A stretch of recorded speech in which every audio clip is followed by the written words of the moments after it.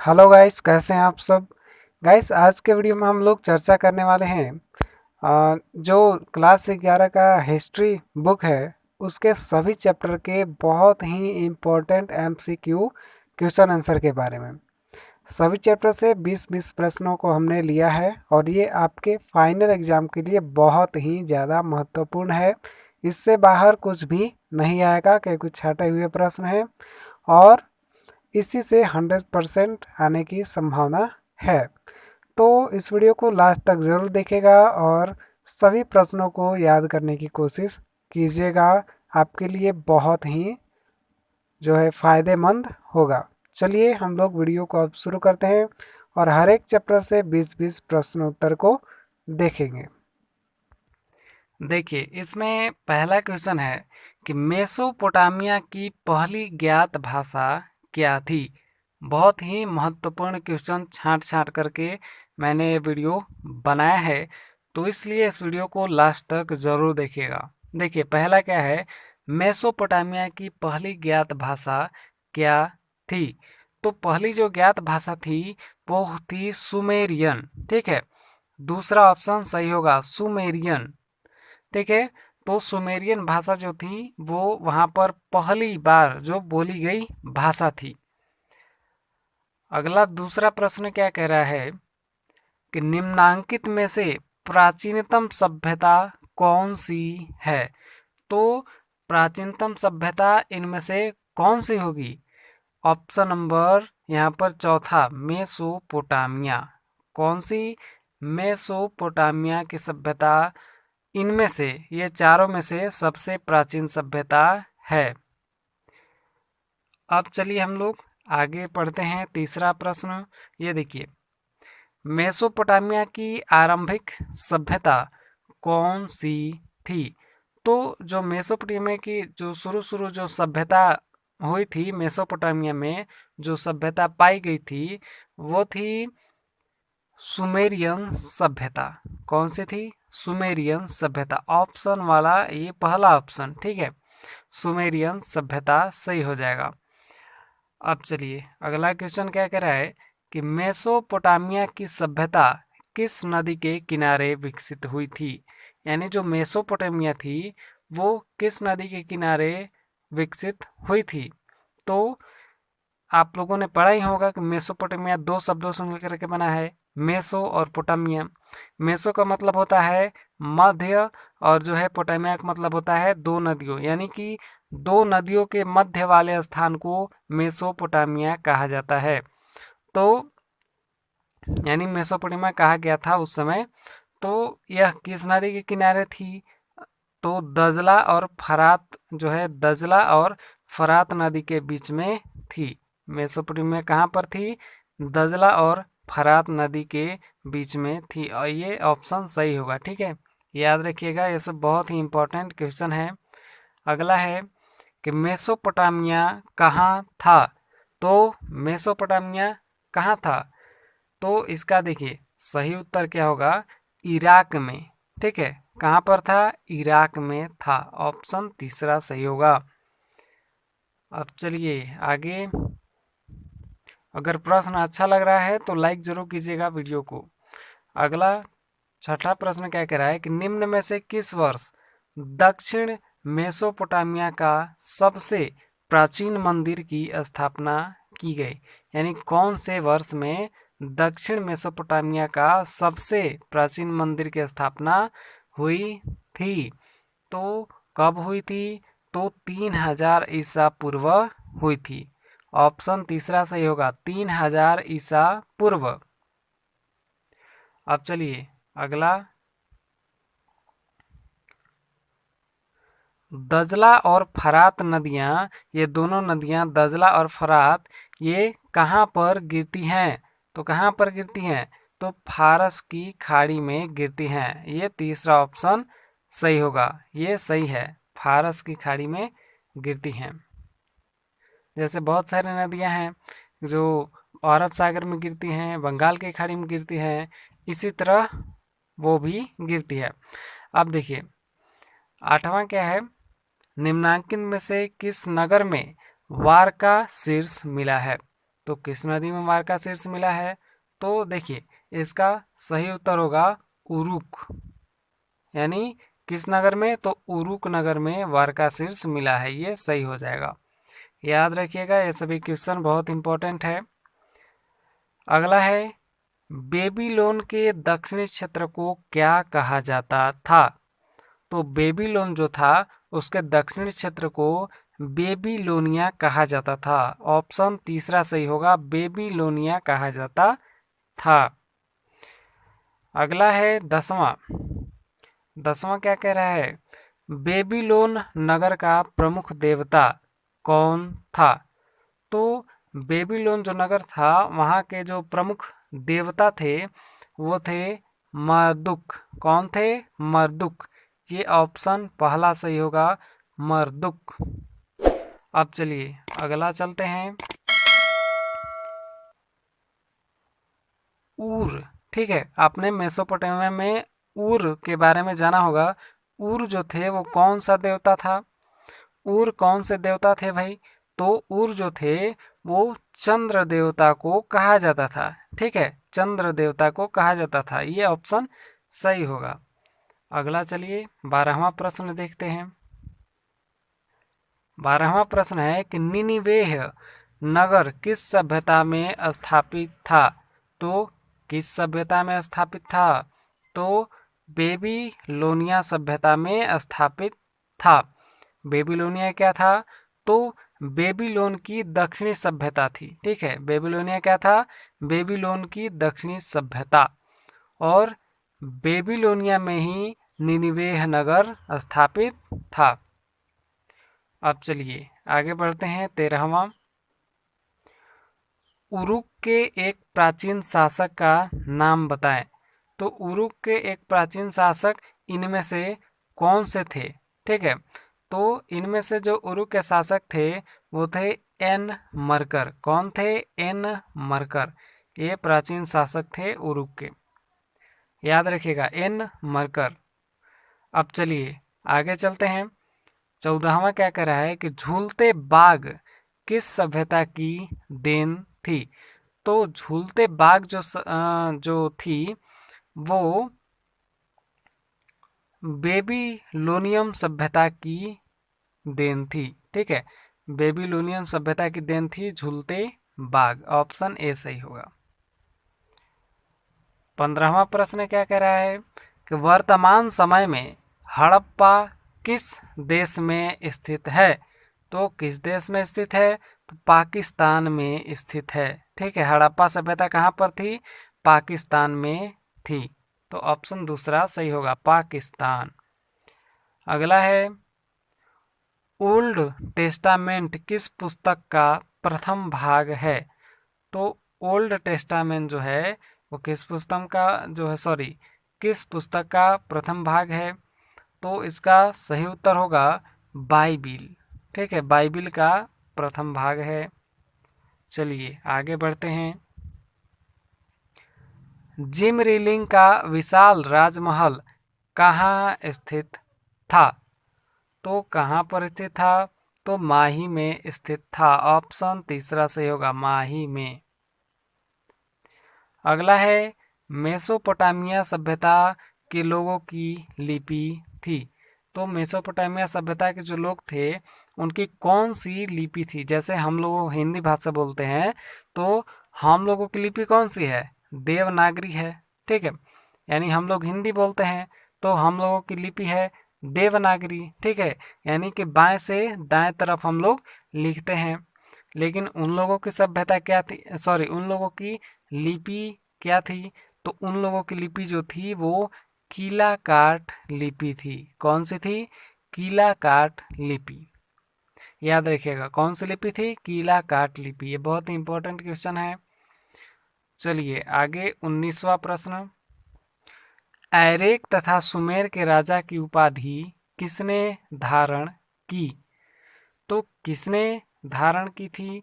तो लुगल जग्गिसी ने धारण की थी। किसने? लुगल जग्गिसी ने।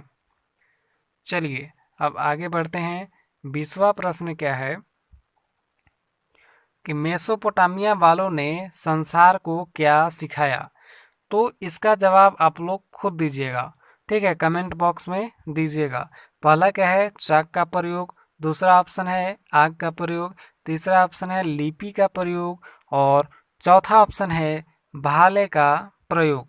तो इनमें से कौन से ऑप्शन सही होगा? ठीक है, मेसोपोटामिया वालों ने संसार को क्या सिखाया था। पहला प्रश्न क्या कह रहा है कि वह कौन सा प्राचीन साम्राज्य था जो 3 महाद्वीपों में फैला हुआ था। यानी वह कौन सा साम्राज्य था जो 3 महाद्वीपों तक फैला हुआ था। तो इसका सही उत्तर हो जाएगा रोमन साम्राज्य। कौन सा था? रोमन साम्राज्य था। ऑप्शन पहला सही होगा। दूसरा प्रश्न क्या कह रहा है कि रोमन साम्राज्य की मुख्य भाषा थी। तो रोमन साम्राज्य की मुख्य भाषा क्या थी? तो लैटिन भाषा थी। कौन सी थी? लैटिन। चलिए अगला जानते हैं। तीसरा क्या कह रहा है कि धनी कुलीन वर्ग का समूह जो शासन चलाता था वो कहलाता था। यानी जो धनी कुलीन वर्ग था वो शासन जो लोग चलाते थे वह लोग क्या कहलाते थे? तो क्या कहलाते थे? तो सीनेट कहलाते थे। ठीक है, ऑप्शन दूसरा सही होगा, सीनेट। याद रखिएगा, बहुत ही महत्वपूर्ण क्वेश्चंस छांट करके ही यह वीडियो हमने बनाया है, तो ध्यान से वीडियो देखिएगा। तीसरी शताब्दी में रोमन सम्राटों को मध्य यूरोप में किससे निरंतर युद्ध करना पड़ा था? तो किससे करना पड़ा था? तो पहला ऑप्शन सही होगा, विदेशी बर्बर से। किससे? विदेशी बर्बर से। अगला चलिए, पांचवा क्या है कि अशोक के अभिलेख में किस भाषा का प्रयोग हुआ था? किस भाषा का प्रयोग हुआ था? तो अराइमेक भाषा का प्रयोग हुआ था। ठीक है, तीसरा ऑप्शन सही होगा, अराइमेक। चलिए अगला, गोथ बैंड और लोम्बाई किस मूल के समूह थे? तो किस मूल के समूह थे? तो जर्मन। ठीक है, जर्मन मूल के समूह थे। ऑप्शन पहला सही होगा, जर्मन। अगला है, दिनारियस का अर्थ था। यानी दिनारियस क्या था? यह भी क्वेश्चन आ सकता है कि दिनारियस क्या था। तो दिनारियस जो था वो चांदी का सिक्का था। ठीक है, इसी को दिनारियस कहा जाता था। अगला है, जूलियस सीजर था। यानी जूलियस सीजर क्या था? तो जूलियस सीजर जो था वो सेनापति था। क्या था? सेनापति था। अगला है, पैंथियन क्या था? तो पैंथियन क्या था? तो यह जो था एक मंदिर था। क्या था? एक मंदिर था। ऑप्शन पहला सही होगा। चलिए अगला है, रोम का प्रथम रोम का प्रथम सपाट यहाँ पर हो गया है। रोम का प्रथम सम्राट कौन था? तो रोम का प्रथम जो सम्राट था वो था अगस्टस। ठीक है, और कब बना था? 27 ईसा पूर्व। आगे भी क्वेश्चन आएगा ये। देखिए अगला है, जब रोम जल रहा था तो रोम का कौन सा शासक बांसुरी बजा रहा था? तो कौन सा शासक था जो कि रोम के जलने पर बांसुरी बजा रहा था? तो कौन था? नीरो था। ठीक है, उस सम्राट का नाम था, यानी शासक का नाम था नीरो। बहुत ही महत्वपूर्ण क्वेश्चन है। अगला है 12वां, क्लियोपेट्रा किस वंश की राजकुमारी थी? तो क्लियोपेट्रा जो थी वो टालमी साम्राज्य की राजकुमारी थी। किस वंश की थी? टॉलमी वंश था ना, टॉलमी वंश की राजकुमारी थी। ऑप्शन पहला सही होगा, टॉलमी। अगला है, एकल परिवार क्या है? तो एकल परिवार क्या होता है, एक पुरुष होते हैं उसमें, उसकी पत्नी होती है, उसके बच्चे होते हैं, ठीक है। इन सभी को मिला करके एकल परिवार बनता है, यानी कि पति और पत्नी हो गए और उसके बच्चे हो गए, ठीक है। तो इतना ही लोग अगर घर में रहते हैं तो उसको एकल परिवार कहा जाता है। चलिए अगला 14वां प्रश्न, जूलियस सीजर किस देश का शासक था? जूलियस सीजर किस देश का शासक था? तो रोम का शासक था। ऑप्शन चौथा सही होगा, रोम। ठीक है, एग्जाम में ऑप्शन बदल सकता है अगर क्वेश्चन आए तो इसलिए आंसर को आप लोग याद रखिएगा। अगला है अहूर माजदा कौन है? अहूर माजदा कौन है? तो 15वां का सही क्या होगा? भगवान। ठीक है, दूसरा ऑप्शन सही होगा, भगवान है। क्या है? अहूर माजदा कौन है? भगवान है। ठीक है, चलिए आगे और 16वां प्रश्न, रोम साम्राज्य का प्रसिद्ध चिकित्सक कौन था? रोम साम्राज्य का प्रसिद्ध चिकित्सक यानी कि वहाँ का प्रसिद्ध जो डॉक्टर कौन था? तो इसका सही उत्तर होगा गैलन। ठीक है, दूसरा ऑप्शन सही होगा, गैलन। चलिए 17वां जानते हैं। 17वां क्या है प्रश्न? बहुत ही इंपॉर्टेंट प्रश्न है। यह है, ऑगस्टस रोम के राज सिंहासन पर कब आसीन हुआ? तो कब आसीन हुआ? तो 27 ईसा पूर्व को आसीन हुआ। कब? 27 ईसा पूर्व। मैंने पहले भी बताया था।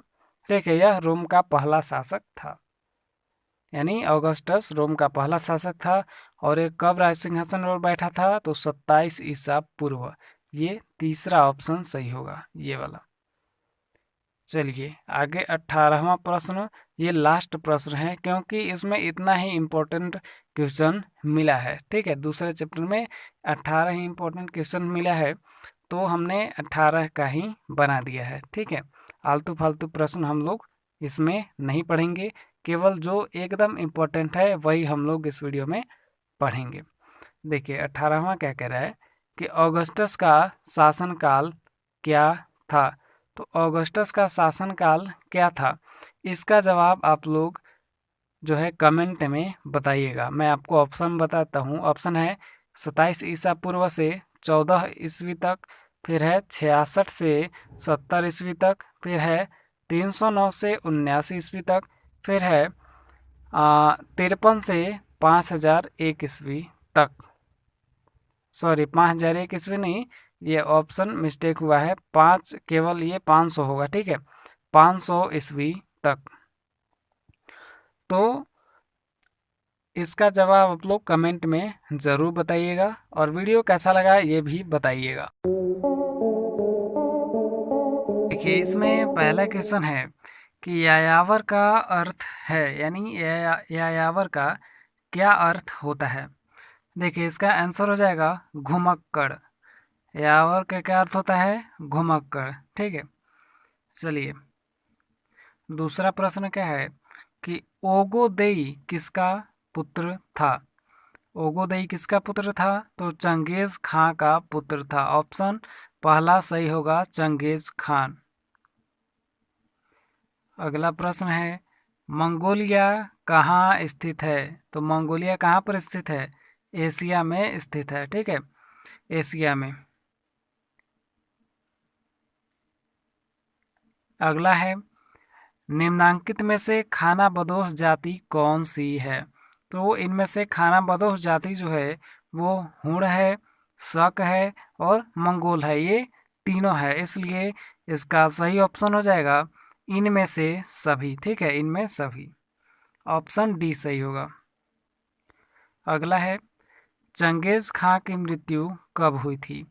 तो चंगेज खां की मृत्यु हुई थी 1227 ईस्वी में। कब हुई थी? 1227 ईस्वी में।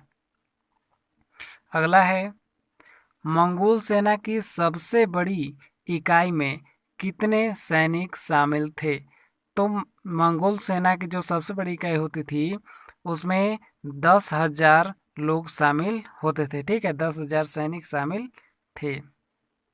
अगला है, निम्नांकित में से किस शासक ने धर्म परिवर्तन पर इस्लाम ग्रहण किया था?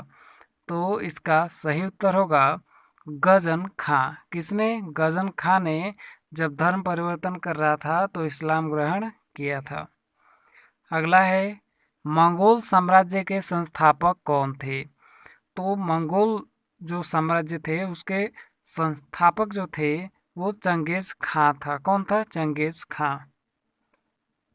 अगला है मंगोलों का प्रिय पेय कुमिस यानी कि एक प्रकार की शराब होती थी, किस पशु के दूध से बनती थी? तो किस पशु के दूध से बनती थी? तो ऑप्शन ए सही होगा। ठीक है, घोड़ी। अगला चलिए, बंगालों का प्रिय पशु था, सॉरी मंगालों का प्रिय पशु था, तो इनका जो प्रिय पशु था वो था घोड़ा। ठीक है, कौन? घोड़ा। अगला है मंगोलों के राजनीतिक एवं सांस्कृतिक गुरु थे। तो मंगोलों के जो राजनीतिक एवं सांस्कृतिक गुरु जो थे वो थे उईगुर। कौन थे? उईगुर। ठीक है, ऑप्शन दूसरा सही होगा। अगला है चीनी लोग किस व्यापार जाति को युंगनू कहते थे? किस यायावर जाति को युंगनू कहते थे? तो इसका सही उत्तर होगा हुण। ठीक है, हुण हुण जाति को कहते थे। अगला है चंगेज खान मंगोलों के किस कबीले से संबंधित थे? तो किस कबीले से संबंधित थे? तो इसका सही उत्तर होगा कियात। ठीक है, कियात कबीले से संबंधित थे। अगला है चंगेज खान की माता का नाम क्या था? तो उनकी माता का नाम था जो है ओलून ई के। ठीक है, इसका सही उत्तर होगा ओलून ई के। अगला है खाना बदोश हुण जाति से निकली हुई जातियाँ थी। तो इससे निकली हुई जातियाँ जो थी वो मंगोल थी, तुर्क थी और तातार थी। ठीक है, इसका सही उत्तर होगा इनमें से सभी। अगला है चंगेज खां का जन्म कब हुआ था? तो चंगेज खां का जन्म जो है 1162 ईस्वी के लगभग हुआ था। ठीक है, 1162 ईस्वी के लगभग हुआ था। 17वां है चीन में यूनान राजवंश का अंत कब हुआ? तो इसका सही उत्तर होगा 1368 ईस्वी में।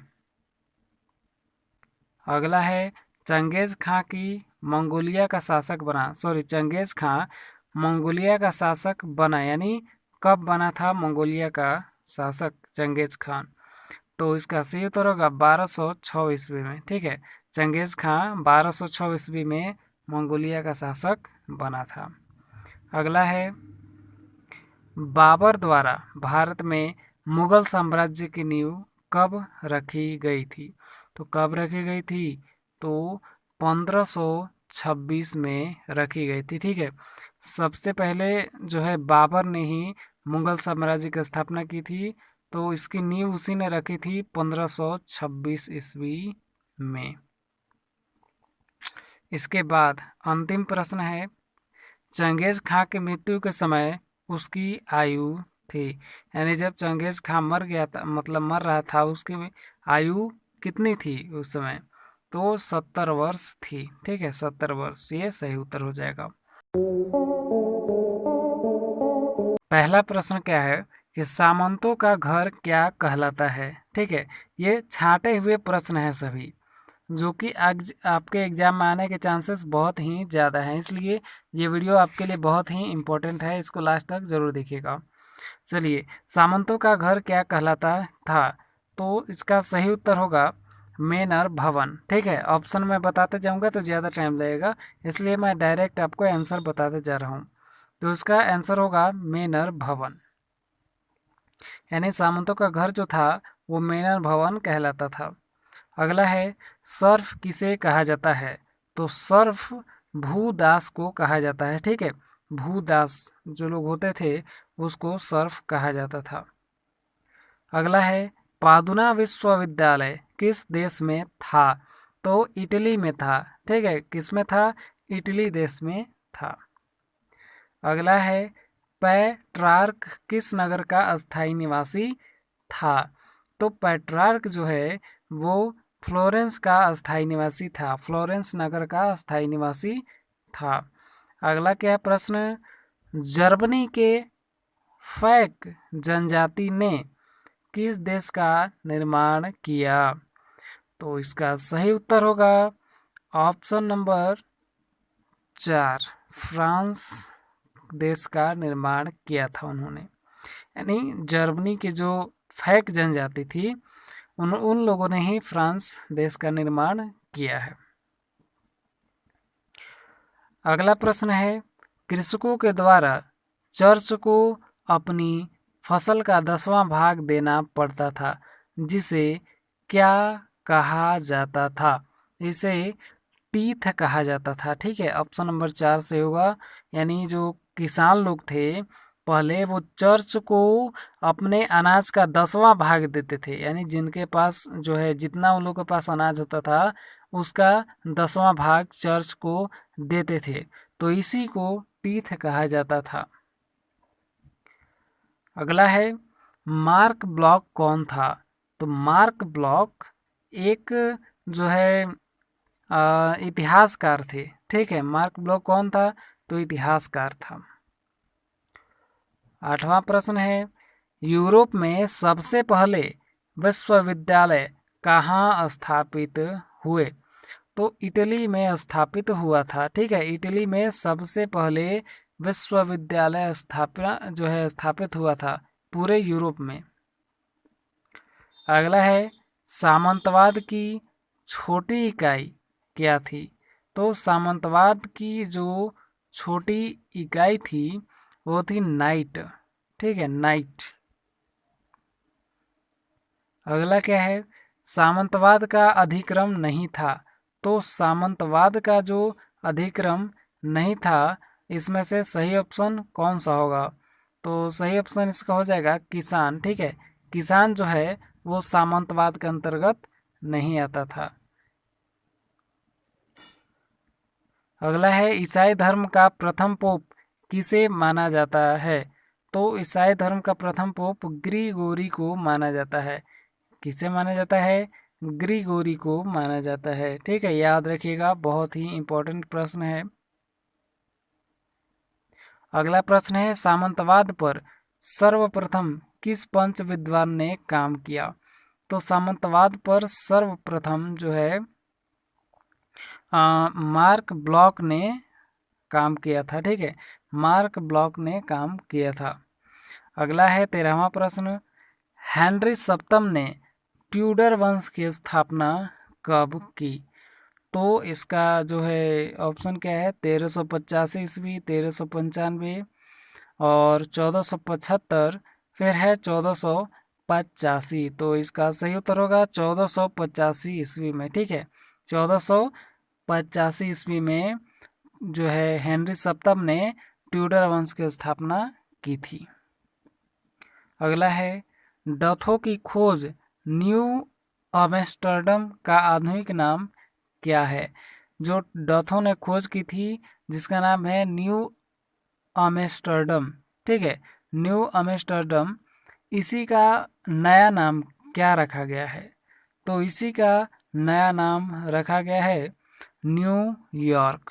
ठीक है, डथो ने खोज किया जिसका नाम रखा उन्होंने न्यू आम्स्टर्डम, लेकिन बाद में इसी का नाम रख दिया गया न्यूयॉर्क। ठीक है, न्यूयॉर्क के बारे में आप लोग जानते ही होंगे। अगला है, फ्रांस में सामंतवाद के विरुद्ध जैकरी विद्रोह कब हुआ? तो जो सामंतवाद के विरुद्ध जैकरी विद्रोह हुआ था वो 1358 में हुआ था। कब हुआ था? 1358 में। ऑप्शन ये वाला चौथा सही होगा। ठीक है, याद रखते रहिएगा, या फिर चाहे तो आप कॉपी में लिख भी सकते हैं। अगला है, निम्न में से कौन सी सामंतों की एक श्रेणी नहीं थी? तो ये नहीं थी, इसमें सही उत्तर होगा, ऑप्शन क्या है पहले देख लेते हैं। ऑप्शन है नाइट, ड्यूक, सर्फ और बैरन। तो इसका सही उत्तर होगा बैरन। ठीक है, बैरन जो थे वो सामंतवादों की श्रेणी में नहीं आते थे। अगला है, लॉर्ड के घर को क्या कहा जाता था? तो लॉर्ड के घर को जो है चर्च कहा जाता था। ठीक है, चर्च कहा जाता था। अगला है 18वां प्रश्न, किस शासक के काल में यूरोप में सामंतवाद की जड़ें मजबूत हुई थी? तो इसका सही उत्तर होगा ऑप्शन नंबर बी, जिसका नाम है मतलब दूसरा ऑप्शन नंबर, जिसका नाम है सालेमैन। ठीक है, सालेमैन, मतलब सालेमैन एक शासक थे जो यूरोप में, ठीक है, इन्हीं के शासनकाल में यूरोप में सामंतवाद की जड़ें मजबूत हुई थी, मतलब सामंतवाद और भी बढ़ गया था। अगला है सेंट बेनेडिक्ट तथा बलोबी किसके नाम है? सेंट बेनेडिक्ट तथा बलोबी किसके नाम है? तो सही उत्तर होगा मठों के। ठीक है, मठ लोगों के नाम है, ये दोनों मठ थे। अगला है सामंतवाद अर्थव्यवस्था थी, तो सामंतवाद अर्थव्यवस्था जो थी वो निर्वाह अर्थव्यवस्था थी। ठीक है, निर्वाह अर्थव्यवस्था, याद रखिएगा, निर्वाह अर्थव्यवस्था। इसका पहला प्रश्न क्या है कि दूरबीन का आविष्कार किसने किया? तो दूरबीन का आविष्कार किसने किया था? तो गैलीलियो ने किया था। ठीक है, मैं आपको डायरेक्ट आंसर ही बताऊंगा क्योंकि ऑप्शन बताने लगूंगा तो ज़्यादा टाइम लगेगा, इसलिए डायरेक्ट मैं आपको आंसर ही इसका बताऊंगा। तो दूरबीन का आविष्कार किसने किया? तो गैलीलियो ने किया था, ऑप्शन दूसरा सही होगा। चलिए अगला प्रश्न, प्रश्न नंबर 2 क्या कह रहा है कि दी पाइटा नामक चित्र किसकी कृति है? यानी दी पाइटा नामक चित्र किसने बनाया है? तो ऑप्शन चौथा सही होगा। ठीक है, माइकेल ने बनाया है, ये चौथा सही होगा, माइकेल। ये देख लीजिए, माइकेल है, चौथा ऑप्शन इसका सही होगा। अगला है छापाखाना का आविष्कार किसने किया? तो छापाखाना का आविष्कार जो है वो गुटेनबर्ग ने किया था। ठीक है, ऑप्शन ए सही होगा, मतलब पहला ऑप्शन सही होगा, गुटेनबर्ग ने किया था। चलिए अगला है सोसाइटी ऑफ जीसस की स्थापना किसने की? तो सोसाइटी ऑफ जीसस की स्थापना जो है इग्नेशियस लोयोला ने की थी। किसने की थी? इग्नेशियस लोयोला ने, इसका पहला ऑप्शन सही होगा। चलिए अगला प्रश्न है पुनर्जागरण किस देश से प्रारंभ हुआ? तो पुनर्जागरण जो है वो इटली से प्रारंभ हुआ था। ठीक है, इटली में सबसे पहले पुनर्जागरण प्रारंभ हुआ था, वहीं से पूरे दुनिया में फैला था। अगला है पुनर्जागरण काल के प्रमुख मूर्तिकार कौन था? तो प्रमुख मूर्तिकार जो था उस समय वो माइकल एंजेलो थे। कौन थे? Michael Angelo. चलिए अगला प्रश्न है फ्रांसीसी क्रांति कब हुई? बहुत ही आसान सवाल है, इसका उत्तर आप लोग कमेंट में ज़रूर बताइएगा। ये इसका आंसर मैं आपको नहीं बताऊंगा क्योंकि ये 9th क्लास में भी क्वेश्चन था। चलिए 8वां है डिवाइन कॉमेडी किसने लिखा है? तो डिवाइन कॉमेडी जो है वो दांते ने लिखा है। ठीक है, ऑप्शन चौथा सही होगा, दांते ने लिखा है। अगला है धर्म सुधार आंदोलन का जन्मदाता कौन थे? तो मार्टिन लूथर को धर्म सुधार का जन्मदाता कहा जाता है। इन्होंने ही धर्म सुधार आंदोलन की शुरुआत की थी। चलिए अगला है आधुनिक युग का पुनर्जागरण युगीन प्रमुख राजनीतिक चिंतक था। यानी आधुनिक युग का जो पुनर्जागरण युगीन प्रमुख राजनीतिक चिंतक जो थे वो कौन थे? तो कौन थे? ऑप्शन देखिए, मैकियावेली, दांते, हॉब्स और इनमें सभी।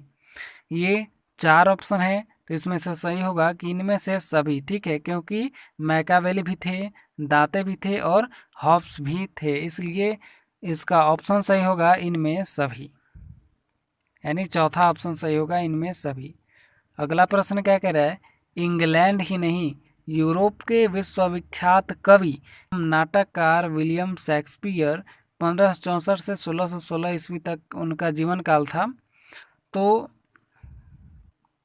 उन्हीं की कृति कौन सी है? तो कौन सी कृति है भाई? ऑप्शन क्या है? हेलमेट, रोमियो जूलियट, मैकबेथ, इनमें सभी।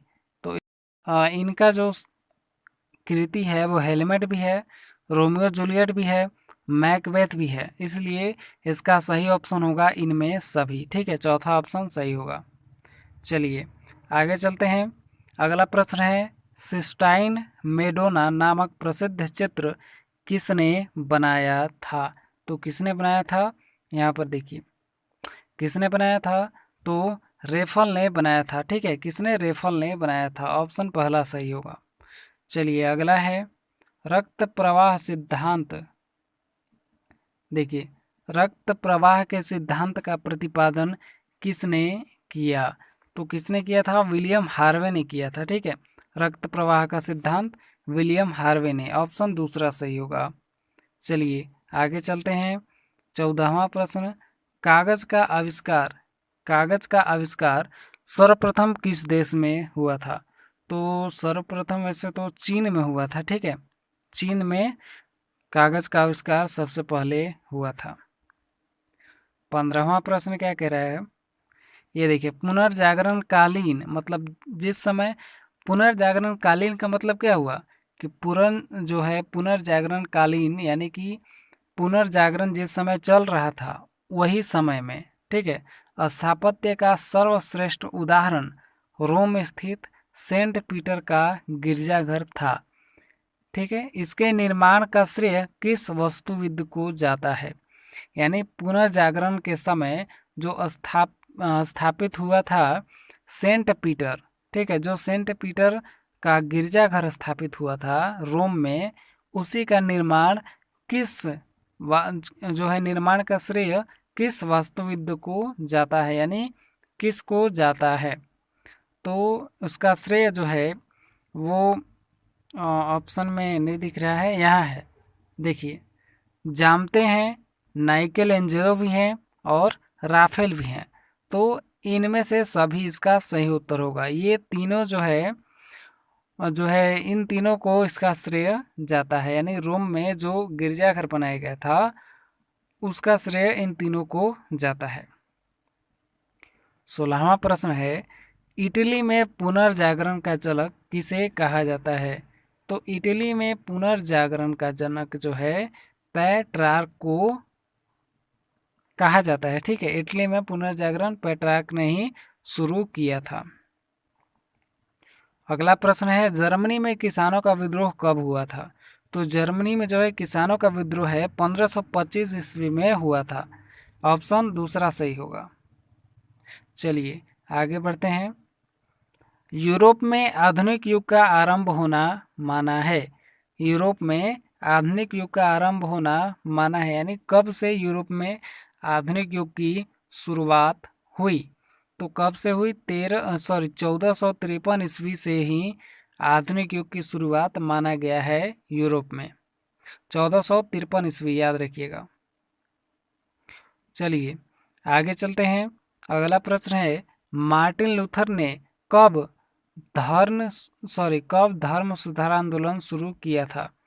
तो मार्टिन लूथर ने धर्म सुधार आंदोलन कब शुरू किया था? तो उन्होंने जो है 1517 ईस्वी में शुरू किया था। ये चौथा ऑप्शन सही होगा। अगला चलिए 20वां और अंतिम प्रश्न है कि मानवतावाद को प्रसार में किसका योगदान था? मानवतावाद के प्रसार में किसका, को नहीं होगा यहाँ पर, किस के होगा। ठीक है, तो मानवतावाद के प्रसार में किसका योगदान था? तो किसका था? तो पेट्रार्क का था। पेट्रार्क ने ही मानवतावाद का प्रसार किया था। पहला प्रश्न है कि कैलिफोर्निया में सोने के चिन्ह कब मिले? तो सोने के चिन्ह जो है कैलिफोर्निया में वो 1701 को मिले थे। कब? 1701 ईस्वी में मिले थे।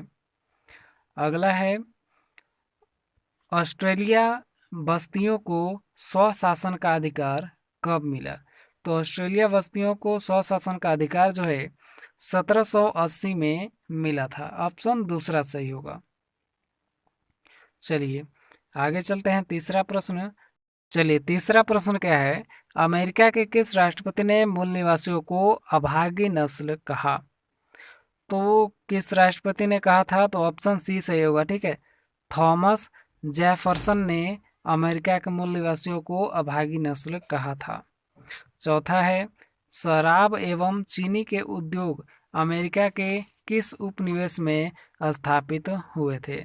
तो कहाँ पर स्थापित हुए थे? तो मैरीलैंड में स्थापित हुए थे। ऑप्शन सी सही होगा। अगला है, ऑस्ट्रेलिया में कौन से यूरोपवासी पहली बार पहुंचे थे?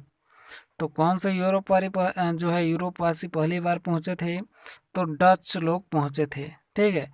ऑस्ट्रेलिया में सबसे पहले डच लोग पहुंचे थे, जो कि यूरोप के पहले वासी थे। अगला है, ऑस्ट्रेलिया के मूल निवासी कौन थे? तो ऑस्ट्रेलिया के जो मूल निवासी है वो मावरियों थे। कौन थे? मावरियों। अगला है, ऑस्ट्रेलिया की खोज किसने की? तो ऑस्ट्रेलिया की खोज जो है कैप्टन कुक ने की थी। कैप्टन कुक ने। अगला है आठवां प्रश्न, जॉन विल्केस बूथ द्वारा किस अमेरिकी राष्ट्रपति की हत्या की गई? तो अब्राहम लिंकन की हत्या की गई थी, ठीक है। अब्राहम लिंकन ने अब्राहम लिंकन की हत्या जॉन विल्केस ने की थी।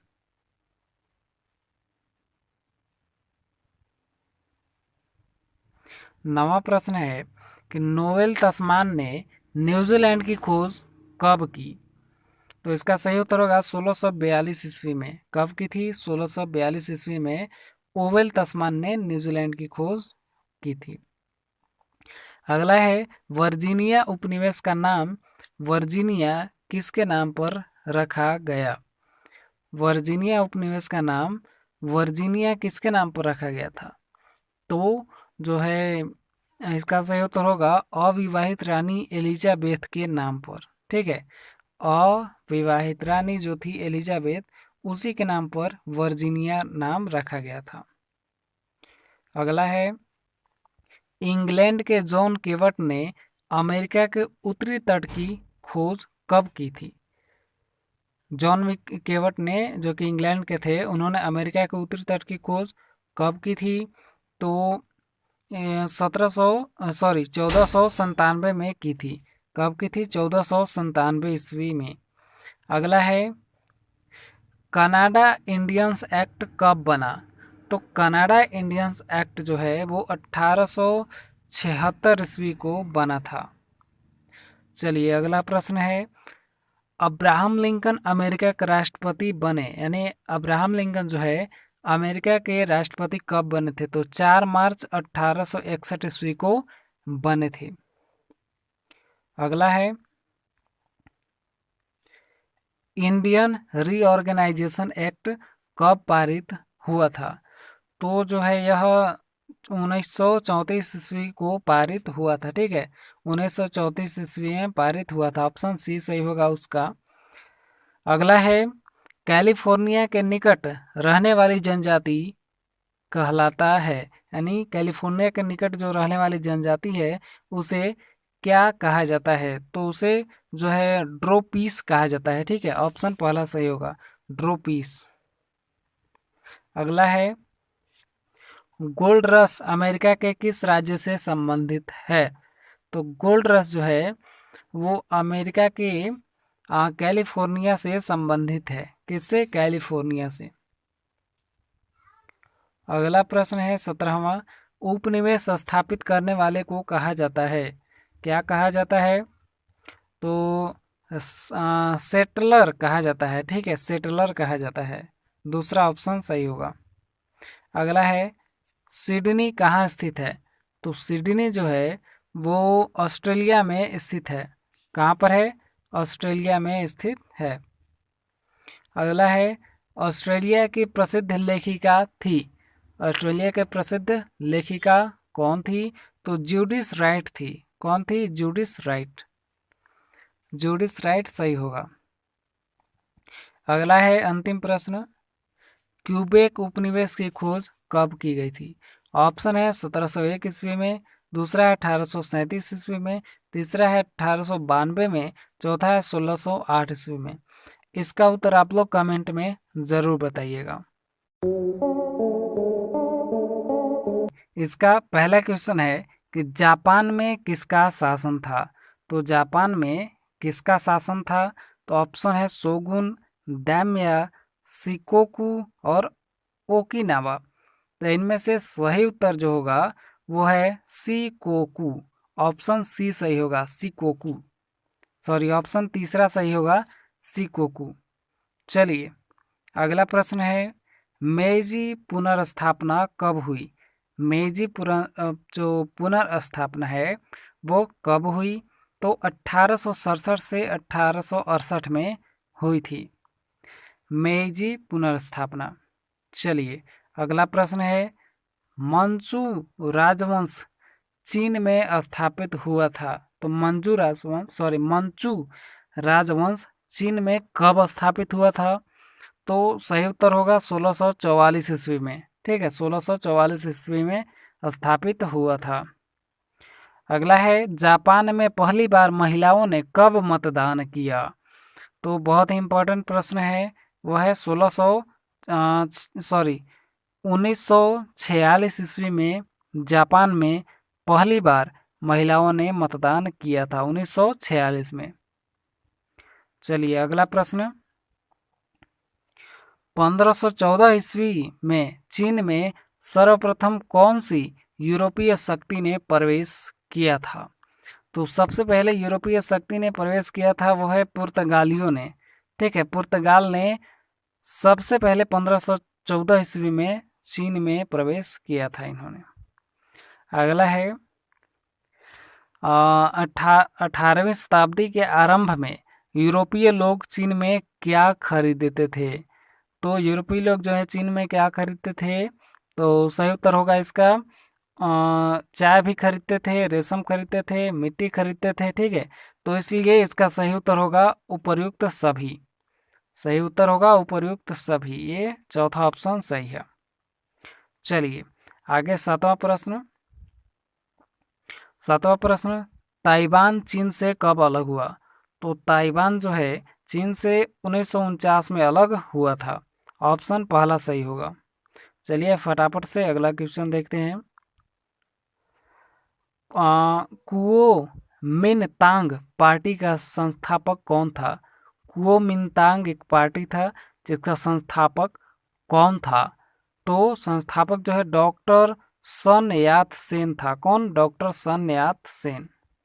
इसने ही कुओमिंतांग पार्टी की स्थापना की थी। अगला है, जापान आने वाले पहले यूरोपियन कौन थे? तो जापान आने वाले पहले यूरोपियन जो थे वो पुर्तगाली थे।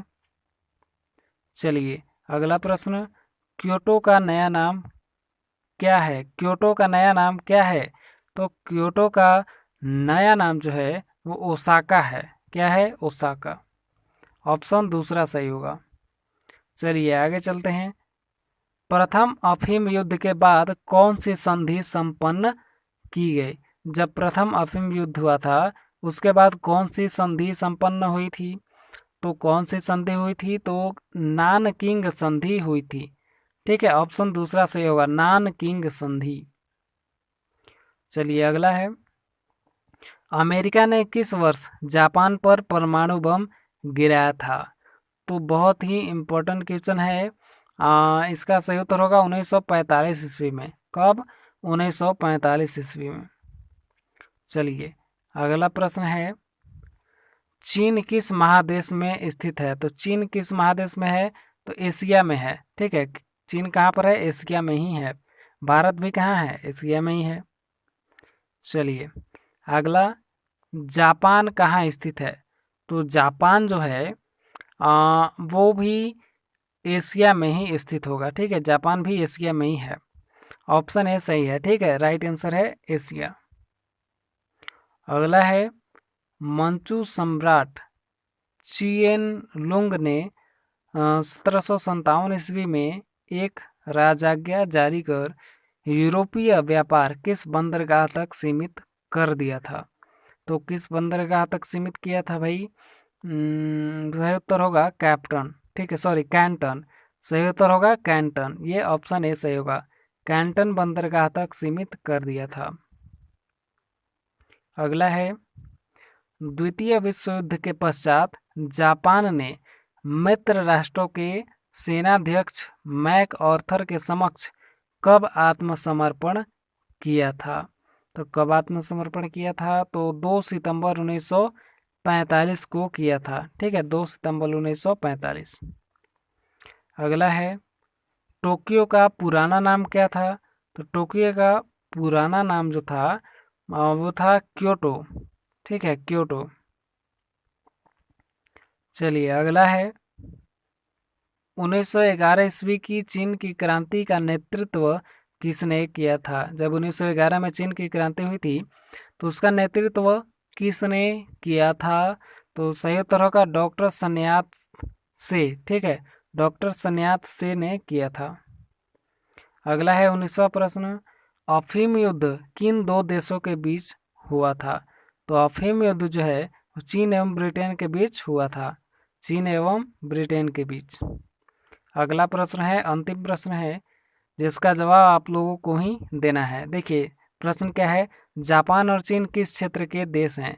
तो जापान चीन किस क्षेत्र के देश हैं भाई? ऑप्शन है सुदूर पूर्व, सुदूर पश्चिम, सुदूर उत्तर, सुदूर दक्षिण। तो इसका सही उत्तर क्या होगा आप लोग कमेंट करके ज़रूर बताइएगा। और कोई प्रश्न है, कोई सवाल है तो आप कमेंट में पूछ सकते हैं, जल्द ही जवाब हमारे द्वारा दिया जाएगा। तो मिलते हैं अगले वीडियो में। ऐसे ही वीडियो देखने के लिए चैनल को सब्सक्राइब कर लीजिए और अच्छा लगा हो वीडियो तो लाइक ज़रूर कीजिएगा। चलिए मिलते हैं अगले वीडियो में, तब तक के लिए धन्यवाद।